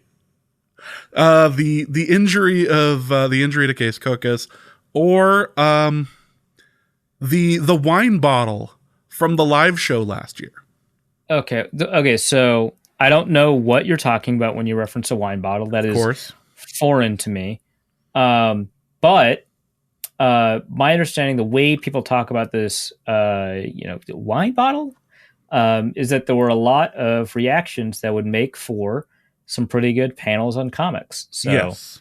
A lot of choice photography was taken of that particular moment. In theory, right? According to legend. Well, yes, except I've seen them. I don't know what you're talking about, James. Let's go to Le Cavassier, who asks, the lack of real football combined with the sporadic nature of off-season Norse code has had me jonesing so bad that I've been listening to the Luke Braun podcast. Ugh, should I seek professional help? Yeah, a hitman for Luke Braun. Boy, that took a turn. I just today I tweeted at Luke Braun that I hope he breaks his neck. So we are accelerating on this bit. Boy, I just hope that nothing happens to force you two to have to do something. Jeez. Let's go to Andrew Shuba, who asks, for James's food corner and or Arif's parenting corner, my 5-year-old refuses to eat anything that isn't packed with carbs, while my 2-year-old won't eat anything that isn't loaded with meat. What are good meals that meet these specifications?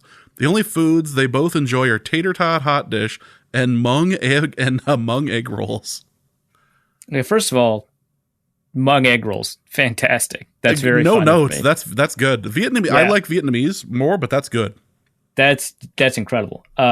Second, I mean I can't fault it. I love carbs and I love meat.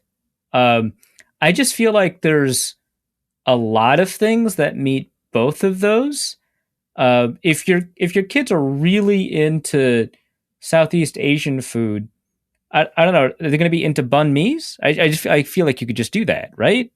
If not, because again, they are children, right? So just serving them random food that they've never heard of seems like it's fraught with potential danger. But you did give them mung egg rolls. Yeah. I just feel like a hamburger. I don't know, man. This feels like a problem generally, but I conceptually can't figure it out. So here's what you do.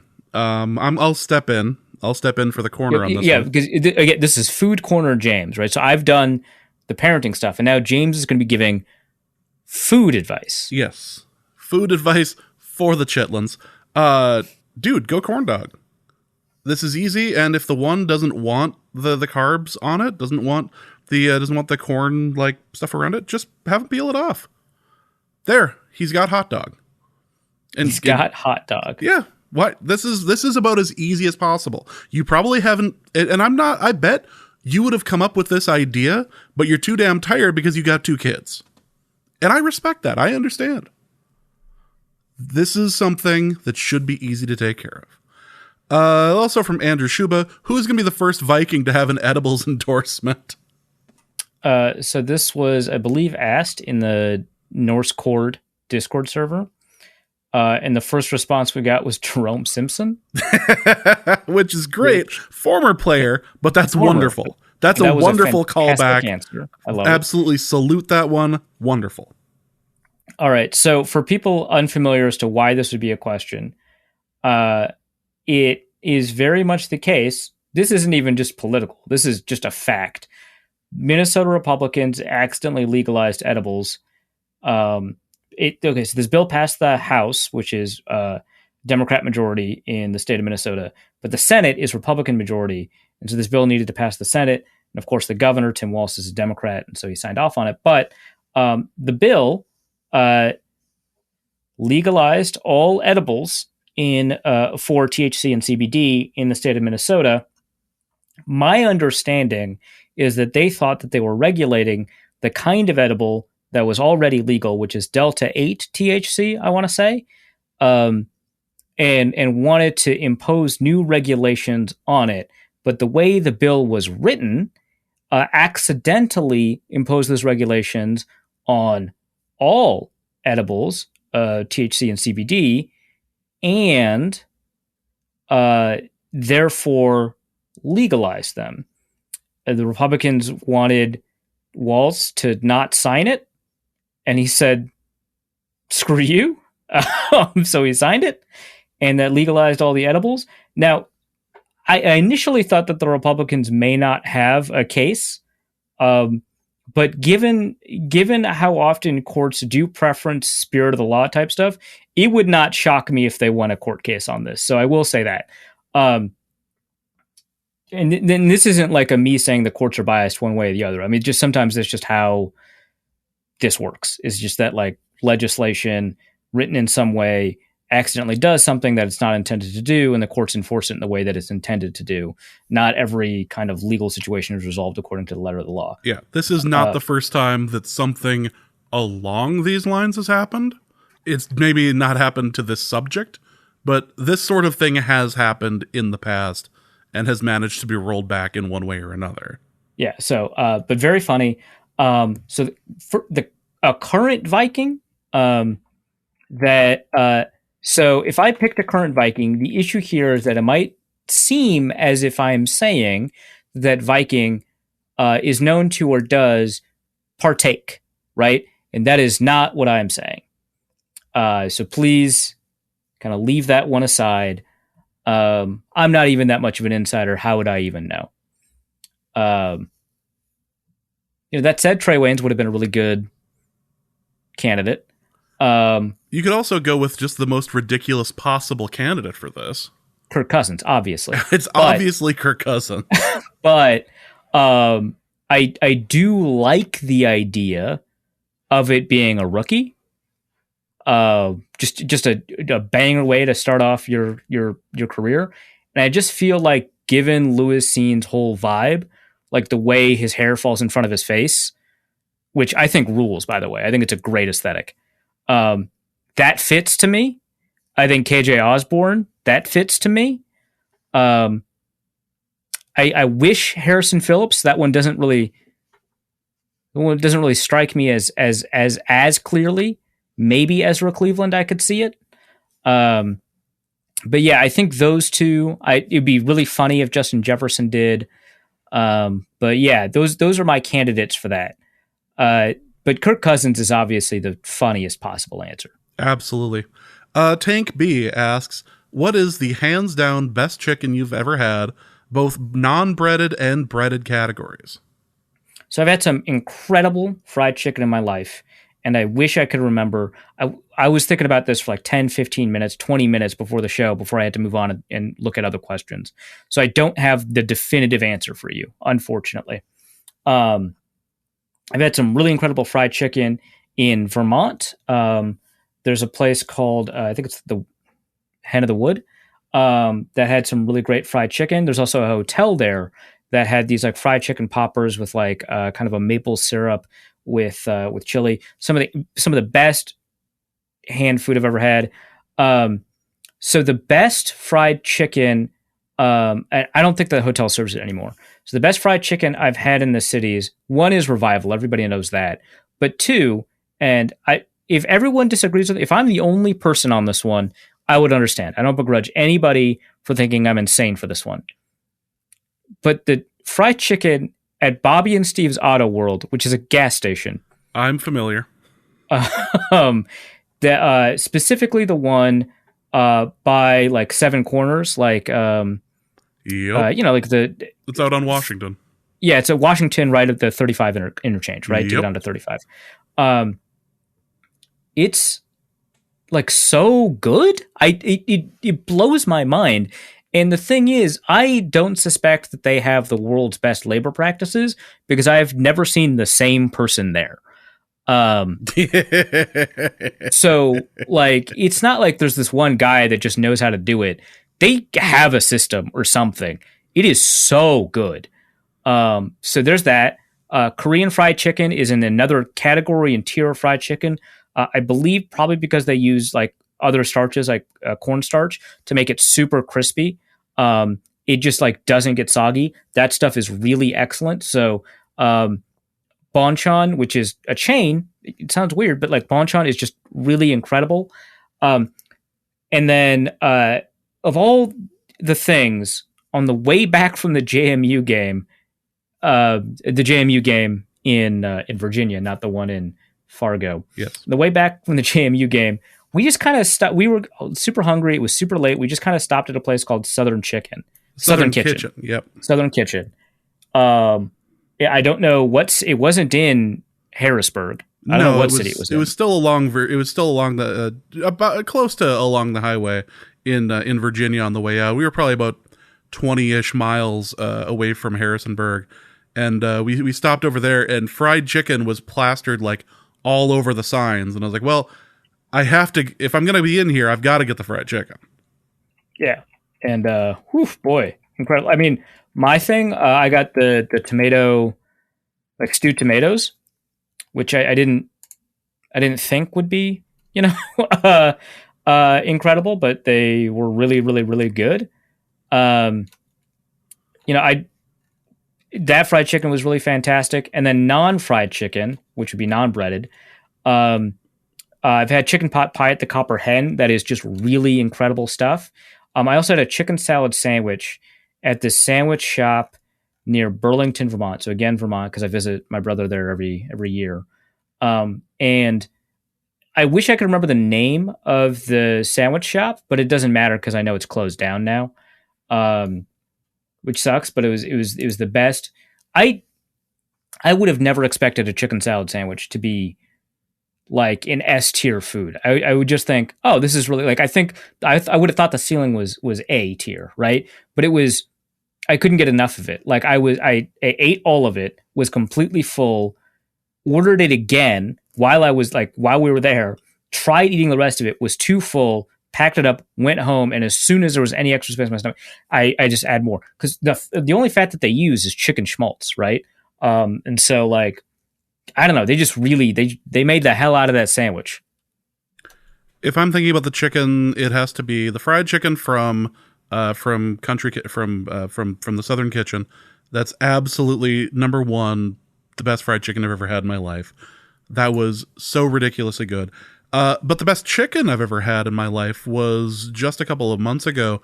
It's at a place called The Pit in Raleigh, North Carolina. It's next door to this really great barcade over near downtown Raleigh. It was wonderful. It was the best barbecue chicken I have ever had. I've made barbecue chicken for years. It always turns out great. This put it to shame. Absolutely put it to shame. It was glorious. Every part. I could have just sat and ate the bones. It was so good. It was ridiculous. It's funny you mentioned the gas station. There are certain like tastes, certain sounds, certain feelings you get that just like remind you of home, or like it might not be good on like to anybody else, but for you it's like, yeah, that one just always reminds me that's this food I have doing whatever. There is a gas station in Fargo. It's on the north side of town. And for whatever reason, whenever I was traveling back from Minneapolis, or if I was at a concert in Fargo and needed to gas up and we just needed to grab something, or if we were at the lake, if we were out in Lakes country and we stopped in Fargo on the way back up to Grand Forks, we always stopped at this one gas station in North Fargo. And they have this god-awful chicken strips with a container of cheese. And I've never understood why it's a container of cheese. But it's like straight out of the can nacho cheese. And for whatever reason, that just always reminds me that like, okay, I've got about an hour left to go to Grand Forks, whatever. And it's almost like I can't stop myself. I know it's not good. It's clearly going to kill me. But for whatever reason, like that, it still tastes. That's like some like kid memory in my head. Like, oh, it's good. I have to eat this. This is something I will enjoy because I am sick, and I prefer to, and I eat the chicken at the same place that sells the Carson Wentz jerseys. That would make me sick, actually. Yes, as it probably should. I just found out the name of that chicken place, or the name of the sandwich place. It's called Misery Loves Company. They did close down, but they are reopening soon. So they're in Winooski, Vermont, which is a suburb of Burlington. And it sounds like the website says, we've got so much happening this summer. Can't wait to see you. We'll be reopening soon. They've got job fairs coming up. The webpage has clearly been updated as of June 2022. So I believe them. I will go there in December. I will bother my brother. I mean, my brother will want to go, but I'll bother my brother until we can go there, and I'll report back. Let's go to Nolan Kaler, who asks, for Arif's political corner, which question did the House Oversight Committee miss asking Roger Goodell about when it came to the Vikings? And it would have been easier, or would have been better, if Robinson had a mic in his face. It would always have been better if Brian Robinson was there with a mic in his face. But this is getting dangerously close to politics. So, and again, I don't have political opinions. It's not as if... Actually, you could argue that this part in particular is in fact sticking to sports, because this was something that the House committee demanded that Roger Goodell and Dan Snyder speak at, and Dan Snyder is repeatedly thumbing his nose at the committee, saying it's a gigantic waste of time. Meanwhile, Goodell was sat there and answered questions, believe via TV, but he sat and answered questions, including one about the Barstool guy.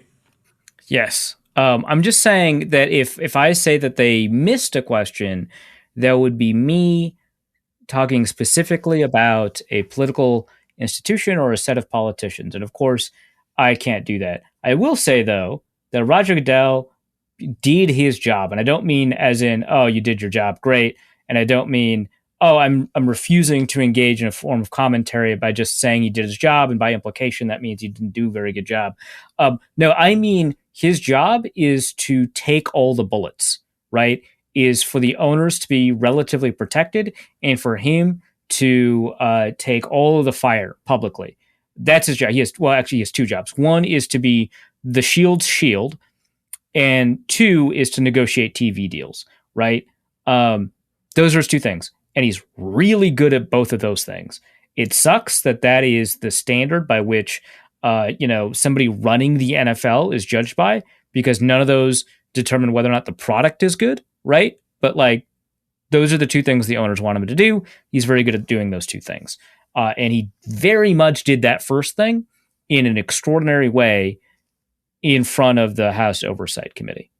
I don't think the questions they asked him did a great job at probing into some of the issues surrounding the Washington football team. And maybe they'll get a chance to do something about that when Dan Snyder finally agrees to stop being on his yacht and then actually head back into Washington.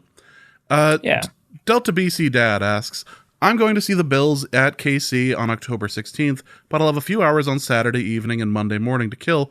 What should I do? Which jersey for which team should I buy? A long snapper or a Mahomes? A Mahomes, but it should be Jackson Mahomes. You should buy Jackson Mahomes merch. Yes. Wow. You've been to KC. There's a couple of, it's one of those, like, there's a reason why that barbecue is famous. And oh yeah. Speaking of gas station food, by the way. Yes. Oklahoma Joe's in Kansas City was originally a gas station. And it's now, some of the most famous barbecue in the United States, but for good reason, the burnt ends are insane. They're good. That was my joke about North Carolina. It was like, I'm going to go to every roadside, dingy looking, that's how you do barbecue, right? Like we got off the plane and my first Uber was to this shack on the like out in the middle of nowhere outside of Raleigh. It was one of the best meals we had the whole time. Incredible. That's anyway, Jackson Mahomes merch. You'll be friends with everybody, honestly. Oh yeah, Jackson Mahomes is beloved in the city of universally well loved. Yeah. Jesus. You know what? Get a punter. Well, that's the worst thing that could happen. Let's go to Luke Braun, who asks, in the film American Underdog, surrounding the life story of Kurt Warner, why did they spend more time on the Rams' Week 1 matchup with Baltimore than the literal Super Bowl? Similarly, why did they show Kurt Warner's Iowa Barnstormers losing Arena Bowl 10 by 1 yard, almost the exact same fashion as the famous Kevin Dyson play, but not show that play? I get centering the story on Warner's contributions, but really, you're going to tease that? So, Luke, I have not seen American Underdog, because why would I do that? I feel like you just spoiled it for us. 2, I'm going to throw this on our list of April Fool's suggestions for next year. We might have to do a 2-parter between this and the Netflix movie on Sean Payton.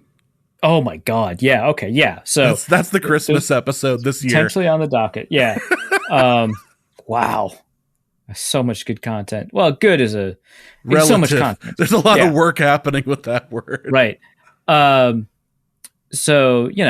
but I'm going to say that you were pointing to, writing in films in a way that is explicable and understandable to people who are like good at writing, right? Like you are asking a question about like, I'm going to veer off for a second. So you know how Suicide Squad, not the Suicide Squad, which was kind of entertaining. The fact that it was James Gunn kind of set my expectations a little bit higher, but it was ultimately kind of entertaining. But Suicide Squad before it. So Suicide Squad was edited by a company that only edits trailers. Like, and some of the best film directors we've ever had have come out of like have originally edited like music videos. So like it's not like a 100%, but this is a trailer editing company that edited a whole movie as if it was a trailer, and it is an incoherent mess. There's no such thing as setup payoff. There's no understanding of the characters having unique individual motivations other than Will Smith's character. They're all very flat, obviously, besides Harley Quinn as well. But they're all very flat characters. There's so many moments where they imply that this will have an impact on the story, or that this subplot will get resolution, or that we're gonna get a payoff to this joke that don't happen. And I just like a good editor would have threaded a lot of these together. And Luke, there is no chance you went into that movie thinking that a good editor got their hands on it. I think that's fair. I think you were setting up expectations that were too high for something that likely is going to end up being in the dollar bin at Family Dollar. Right. So, yeah. There's a lot of things that you could now. Let's just go there and go to Don from Ohio, also known as Dead to Us from Ohio, who asks how many teams will end up joining the big conference, and who are they, and where does NDSU and JMU end up if they decide to move up? Well, JMU has already moved up. JMU is fine. JMU, they've already decided to take the leap and to prove themselves on the world's finest collegiate football stage. The Sun Belt Conference.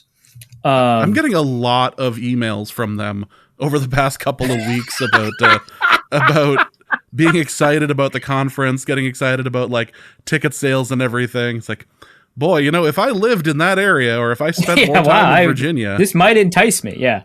It's also funny because like they're very excited about all the transfers that they got in, but they also like their starting receiver from last year. I think he was All-American FCS. Yeah. Transferred like South Carolina. He's going to be a starting receiver there. So he's so good. He, was like responsible for so many so many touchdowns, so many yards, was a head and shoulders above everybody. Good on him for transferring to a bigger school and getting more eyes on you for like draft stuff. But man, that's rough. Yeah, dude, I'm like happy for you, but like, damn it. Yeah. The Dukes really could have used you on this inaugural campaign. Right. But yeah, so JMU is already in Division 1. NDSU, of course, we know is too cowardly to be part of, well, first of all, to be part of the Big Ten. There's no way. No. No, the best they can do is one game a year, and that's the game that they prepare for. They can't do a full schedule. They can't do 8, 9, 10 games a year against, big dogs.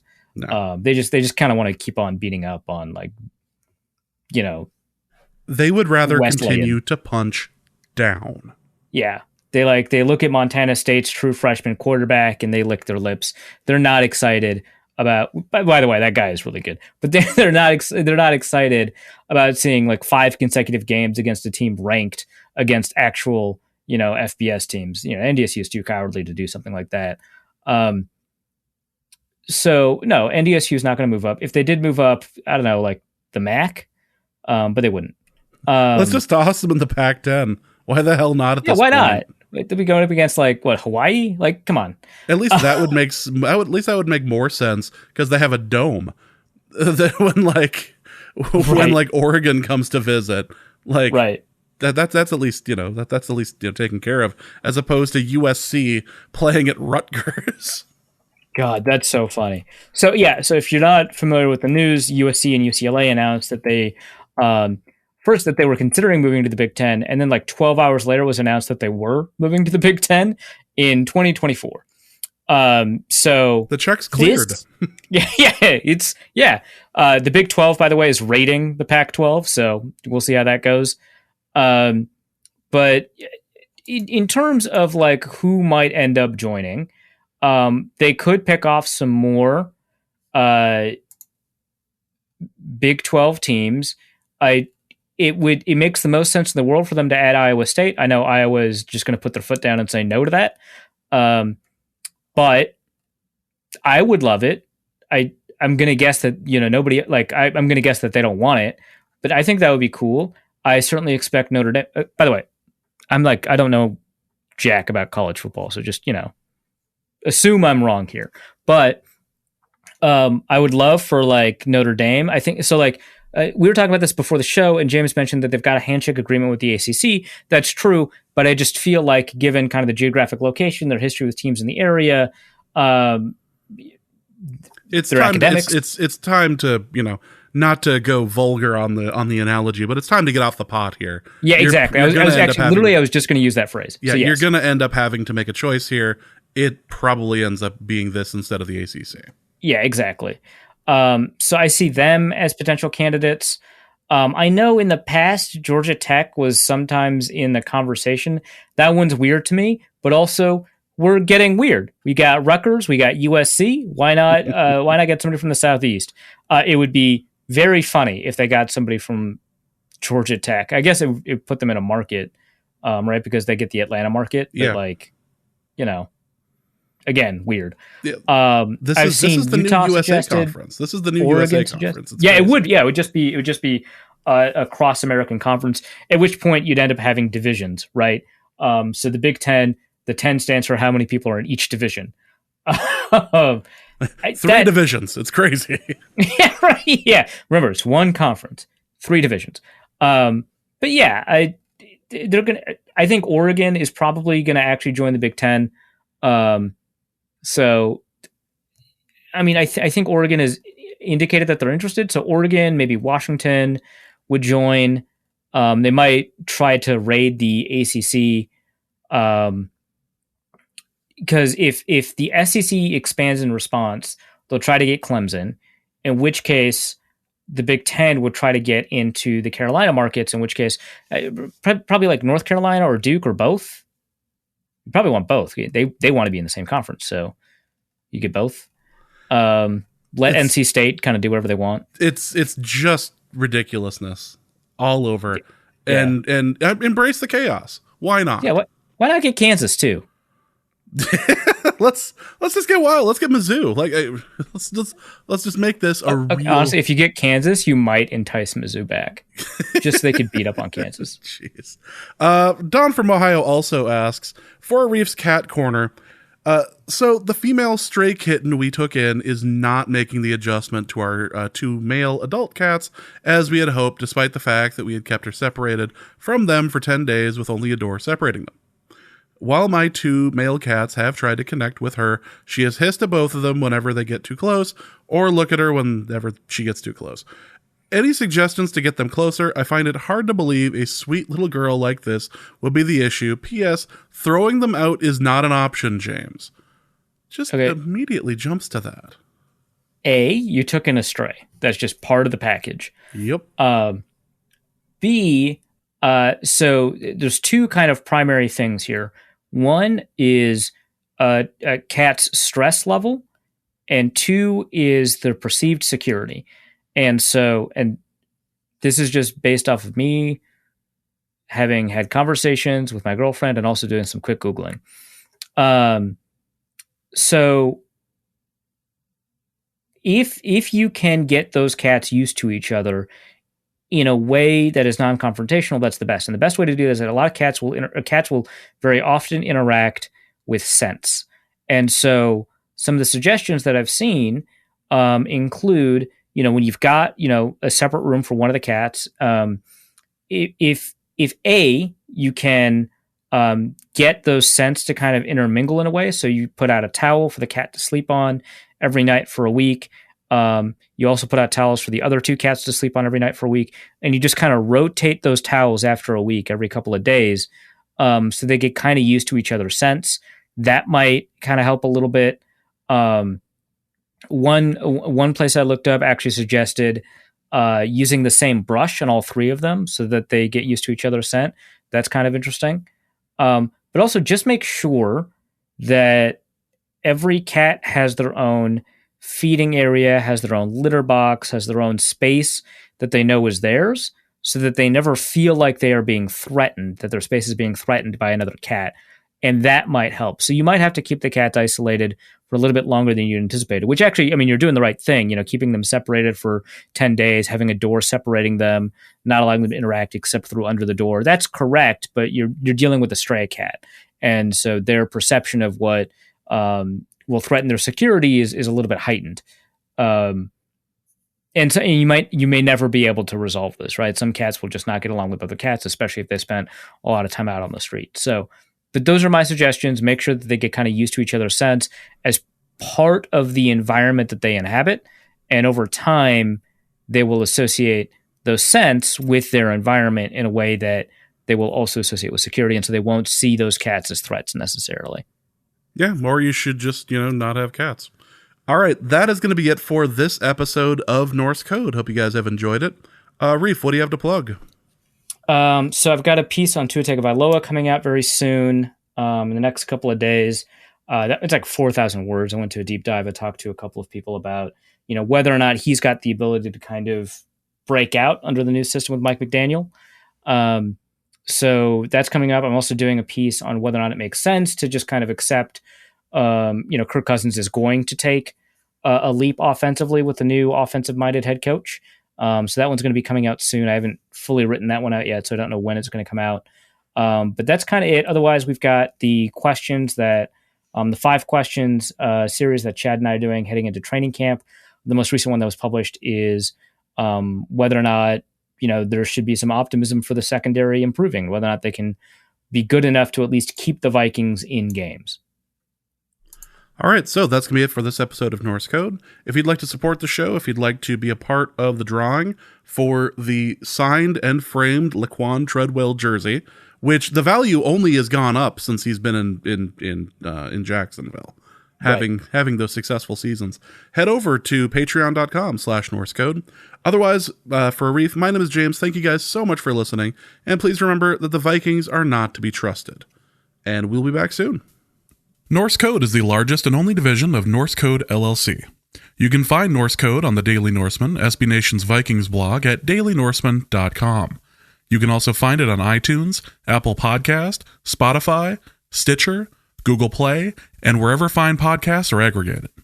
Our Vikings blogger extraordinaire and generally useful human is Arif Hassan of The Athletic, and he can be found at Arif Hassan NFL. I am your producer and host, and my name is James Pagashnik. You can find me at the show's official Twitter feed at norsecodepodcast or my personal account at Big Mono. If you'd like to donate a few bucks to the show, you can do so in a few different ways. You can go to patreon.com/norsecode and donate there. For $3.50 a month, you get bonus material and more. You can also go to paypal.me/norsecode for a one-time donation, or you can go to norsecode.threadless.com and pick up some Norse Code merchandise. Any questions or comments that cannot fit in a tweet can be sent to norsecodepodcast@gmail.com. On behalf of the Norse Code staff, thank you so much for listening. Our formula is this. All things are possible through the power of Ben DiNucci.